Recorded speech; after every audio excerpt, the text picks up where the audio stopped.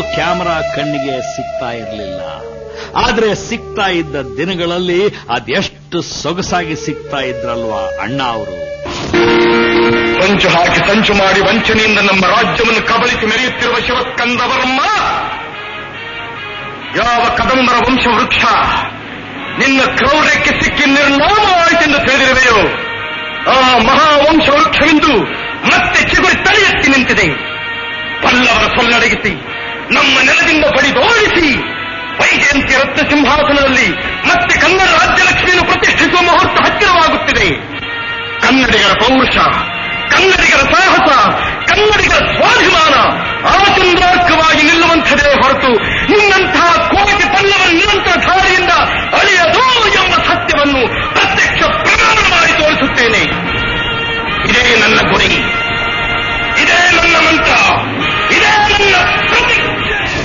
Exactly this. ಅಣ್ಣ ಹೀಗ್ ಮಾತಾಡ್ತಾ ಇದ್ರು ಅನ್ನೋ ಕಾರಣಕ್ಕೇನೆ ಅವರನ್ನ ನಾನು ಸ್ವಚ್ಛ ಕನ್ನಡದ ಮೇಷ್ಟ್ರು ಅಂದಿದ್ದು. ಅವರು ಹೆಚ್ಚು ಓದ್ಕೊಂಡವರಲ್ಲ, ಕಾಲೇಜಿನ ಮೆಟ್ಲೆ ಹತ್ತದವರಲ್ಲ, ನಿಮ್ಮ school of art, national school of drama, film institute, ಹಾಳು ಮೂಳು ಅಂತ ಎಲ್ಲಿಗೂ ಹೋದವರಲ್ಲ. ಆದರೂ ಅವರ ನಟನೆ ಅದೆಷ್ಟು ಅಮೋಘವಾಗಿತ್ತು.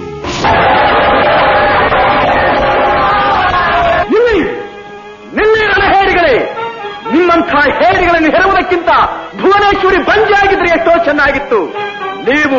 ನೀವು ಕನ್ನಡ ಕರುಗಲೆಗಳೆಂಬುದನ್ನು ಮರೆತರ. ನಿಮ್ಮ ದೇಹದ ನರನಾಡಿಗಳಲ್ಲಿ ಹರಿಯುತ್ತಿರುವುದು ವಿಜಯನಗರದ ವೀರ ಯೋಧ ರಕ್ತವೆಂಬುದನ್ನು ಮರೆತರ. ಈ ಯುದ್ಧದಲ್ಲಿ ನಾವು ಸೋತರೆ ಅದು ಸಾಮ್ರಾಜ್ಯದ ಸಮಾಧಿ ಎಂಬುದು ನಿಮಗೆ ತಿಳಿಯದೆ ಪ್ರಾಣದ ಮೇಲೆ ಆಸೆ ಇದ್ದರೆ ರಣರಂಗಕ್ಕೆ ಏಕೆ ಬಂದಿರಿ? ರಣಕ್ಷೇತ್ರಕ್ಕೆ ಬಂದು ಹೆದರಿ ಹಿಮ್ಮೆಟ್ಟುವುದು ಹೆತ್ತ ತಾಯಿಯ ಕೊರಳು ಕೊಯ್ದಂತೆ. ನೀವು ಯುದ್ಧ ಮಾಡಿ ಬಿಡಿರಿ, ನಾವು ಏಕಾಂಗಿಗಳಾಗಿ ಸಮರವನ್ನು ಮುಂದುವರಿಸುತ್ತೇವೆ.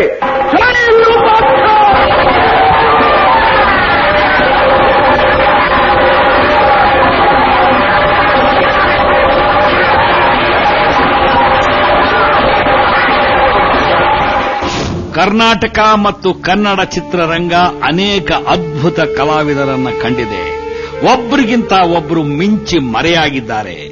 ಆದರೆ ರಾಜ್ಕುಮಾರ್ ನಮಗೆ ಇಷ್ಟವಾಗ್ತಾ ಇದ್ದದಕ್ಕೆ ಬೇರೆನೇ ಕಾರಣಗಳಿದ್ವು. ಅವರು ತಮ್ಮ ಚಿತ್ರಗಳಿಗಾಗಿ ಆಯ್ಕೆ ಮಾಡಿಕೊಳ್ತಾ ಇದ್ದ ವಿಷಯ, ಆ ಕಥಾ ವಸ್ತುಗಳೇ ಹಾಗಿರ್ತಾ ಇದ್ವು. ಅಲ್ಲದೆ ಡಾಕ್ಟರ್ ರಾಜ್ಕುಮಾರ್ ನಿಜವಾದ ಅರ್ಥದಲ್ಲಿ ಚೆಲುವಾಂತ ಚೆನ್ನಿಗ ಕಣ್ರಿ.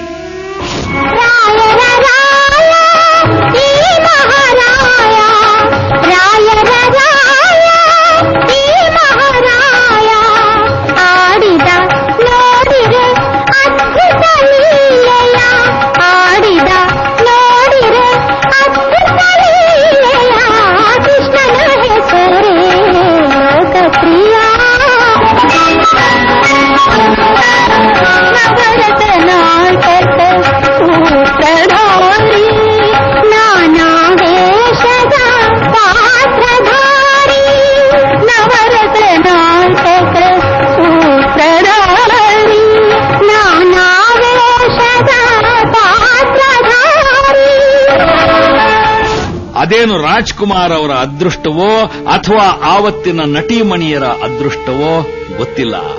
ಒಬ್ಬರಾದ ಮೇಲೊಬ್ಬರು ಸುರಸುಂದರಿಯರೆಲ್ಲ ರಾಜ್ಕುಮಾರ್ ಅವರ ಜೊತೆಯಲ್ಲಿ ನಟಿಸಿದ್ರು.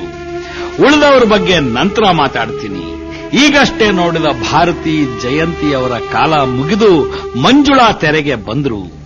ಅಂಥ ಅಪರೂಪದ ಸೌಂದರ್ಯವತಿ, ಅಷ್ಟು ಮುದ್ದಾದ ತಾರೆಯನ್ನ ಯಾರಾದರೂ ಮರೆಯೋದಕ್ಕೆ ಸಾಧ್ಯವೇ?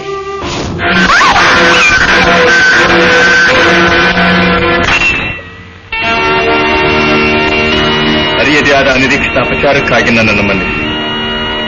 ಕೂಗಾಡುವುದರಿಂದ ಯಾರಿಗೂ ಪ್ರಯೋಜನವಿಲ್ಲ.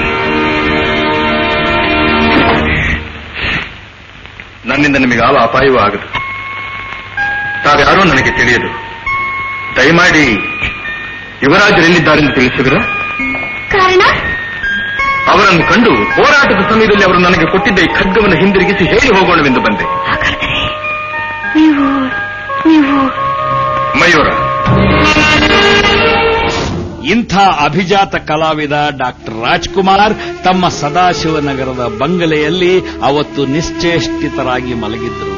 ಎಂಥ ದುರಂತ ಅಂದ್ರೆ ಅವರ ಪತ್ನಿ ಶ್ರೀಮತಿ ಪಾರ್ವತಮ್ಮ, ಮಕ್ಕಳಾದ ರಾಘವೇಂದ್ರ, ಪುನೀತ್ ಅವರಿಗೆ, ಕುಟುಂಬದ ಇತರೆ ಸದಸ್ಯರಿಗೆ ತಮ್ಮ ಬದುಕಿನ ಬಹುದೊಡ್ಡ ದಿಕ್ಕಾಗಿದ್ದ ಹಿರಿಯನ ಪಾರ್ಥಿವ ಶರೀರವನ್ನ ಕಡೆ ಪಕ್ಷ ಮನಸಾರೆ ತಬ್ಬಿಕೊಂಡು ಅಳುವಂಥ ಪ್ರೈವಸಿ ಕೂಡ ಇರಲಿಲ್ಲ.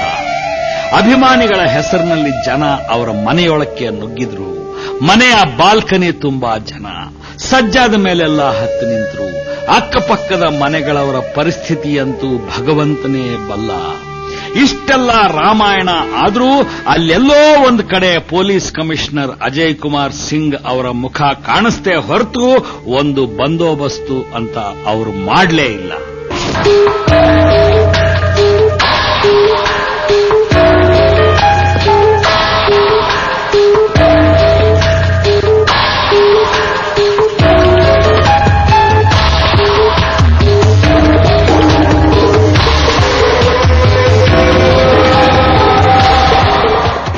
ಇದೆಲ್ಲ ಗಂಟೆಗಟ್ಟಲೆ ರಾದ್ಧಾಂತವಾಗಿ ರಾಮಾಯಣವಾಗಿ ಅಪ್ಪಾಜಿಯ ಪಾರ್ಥಿವ ಶರೀರ ತಮ್ಮ ಮನೆಯಿಂದ ಹೊರಬಿದ್ರೆ ಸಾಕು ಅಂತ ಮಕ್ಕಳಿಗೆ ಮೊಮ್ಮಕ್ಕಳಿಗೆ ಅನ್ನಿಸುವಂಥ ಅಸಹ್ಯಕರ ಪರಿಸ್ಥಿತಿ ನಿರ್ಮಾಣ ಆಯ್ತಾದ್ರೂ ನಮ್ಮ ಸರ್ಕಾರ, ನಮ್ಮ ಪೊಲೀಸರು ಡಾಕ್ಟರ್ ರಾಜ್ಕುಮಾರ್ ಅವರ ಪಾರ್ಥಿವ ಶರೀರವನ್ನ ಸಾರ್ವಜನಿಕರ ದರ್ಶನಕ್ಕೆ ಎಲ್ಲಿಡಬೇಕು ಅಂತ ಇನ್ನೂ ತೀರ್ಮಾನವೇ ಮಾಡಿರಲಿಲ್ಲ.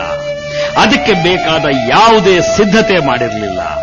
ಮನೆಯಿಂದ ಶವವನ್ನ ಕದಲಿಸಿದ್ರೆ ಸಾಕು ಅಂತ ತೀರ್ಮಾನಿಸಿದ್ರು. ಹಾಗೆ ತೀರ್ಮಾನಿಸಿದವರು ಅಲ್ಲಿಂದ ಹೊರಟೇ ಬಿಟ್ರು. ರಾಜ್ಕುಮಾರ್ ಅವರ ಶವಯಾತ್ರೆ ವಿನಾ ಕಾರಣ ಅವಸರವಾಗಿ ಆರಂಭವಾಯಿತು. ಆದರೂ ಅದು ತಕ್ಕ ಮಟ್ಟಿಗೆ ಗಂಭೀರವಾಗೇ ಇತ್ತು. ಯಾಕೆ ಅಂದ್ರೆ ಅವರ ಶವಯಾತ್ರೆಯ ತುಂಬಾ ನಿಜವಾದ ಅಭಿಮಾನಿಗಳಿದ್ರು. ಆದರೆ ಮುಂದೇನಾಯಿತು ಅದನ್ನ ನಾಳೆ ಹೇಳ್ತೀನಿ. Please give me time.